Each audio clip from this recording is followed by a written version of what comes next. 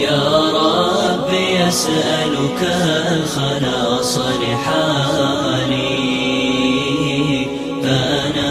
ضعيف بسم اللہ الرحمن الرحیم۔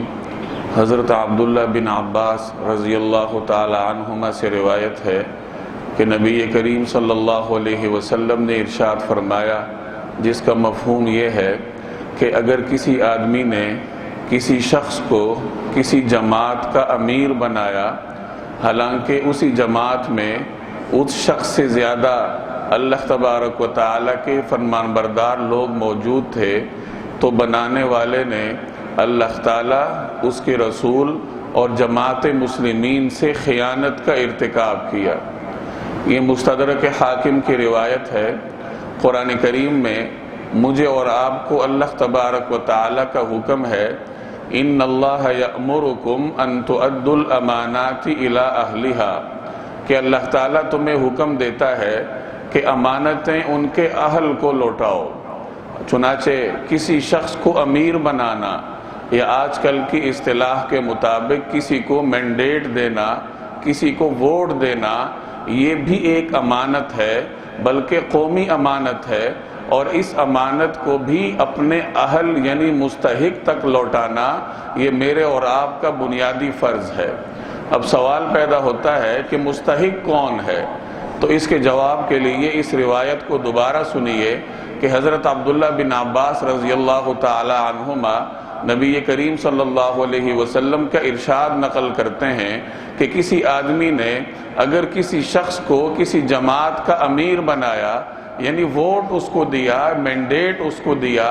اور حکمران مقرر کیا، حالانکہ جس شخص کو امیر بنایا گیا اس سے زیادہ نیک لوگ اسی قوم میں جماعت میں موجود تھے، تو بنانے والے نے اللہ تبارک و تعالی، اس کے رسول اور پوری جماعت مسلمین سے خیانت کا ارتکاب کیا۔ تو یہ روایت آپ کو یہ درس دیتی ہے کہ کسی کو ووٹ دینے کے لیے سب سے پہلی اور بنیادی شرط یہ ہے کہ وہ اللہ تبارک و تعالی کا فرمان بردار ہو اور اس کے دل میں اللہ جل جلالہ کا خوف ہو۔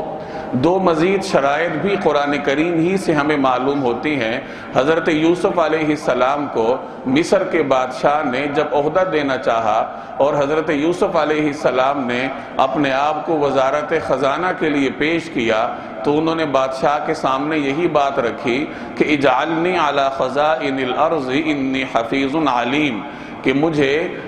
زمین کے خزانوں پر، دولت پر مقرر فرما دیجئے، کیونکہ میرے اندر دو صفات ہیں، انی حفیظ، میں حفاظت کرنے والا ہوں، نگہبان ہوں، علیم، اور میں علم بھی رکھنے والا ہوں۔ اس آیت سے دو مزید شرائط معلوم ہوتی ہیں کہ جس شخص کو آپ ووٹ دیتے ہوں تو اس کے اندر یہ دو صفات ہونی چاہیے کہ وہ نگہبان ہو، امانت دار ہو، حفاظت کرنے والا ہو، قوم کی امانت میں خیانت نہ کرے، اور دوسری شرط یہ ہے علیم، کہ وہ علم رکھنے والا ہو۔ چنانچہ آج کل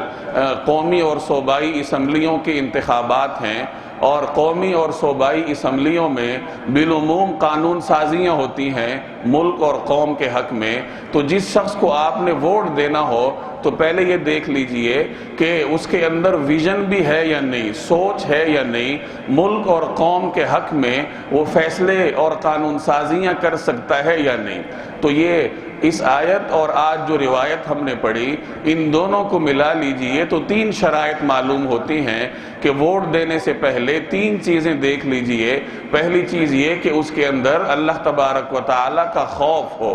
دوسری چیز یہ کہ وہ امانت دار، دیانت دار اور حفاظت کرنے والا ہو، اور تیسری چیز یہ کہ وہ علم رکھنے والا یعنی ویژن رکھنے والا ہو۔ اور ایک اور بات بھی سمجھ لیجئے، چونکہ یہ پارٹیوں کا دور ہے اور کوئی بھی پارٹی مجموعی طور پر فیصلہ کرتی ہے، تو یہ تین شرائط جہاں امیدوار میں انفرادی طور پر آپ نے دیکھنی ہے، وہاں اس کی پارٹی کو بھی دیکھنا پڑے گا کہ اس پارٹی کا منشور کیا ہے، اس میں یہ تین شرائط ہیں یا نہیں، اور وہ پارٹی مجموعی اعتبار سے اللہ تبارک و تعالی کا خوف امانت دیانت اور ویژن اور سوچ رکھنے میں کس حد تک اس معیار پر پورا اترتی ہے، تو یہ تین چیزیں دیکھ کر مجھے اور آپ کو ووٹ کاسٹ کرنا چاہیے۔ اللہ تبارک و تعالی مجھے اور آپ کو عمل کرنے کی توفیق عطا فرمائے۔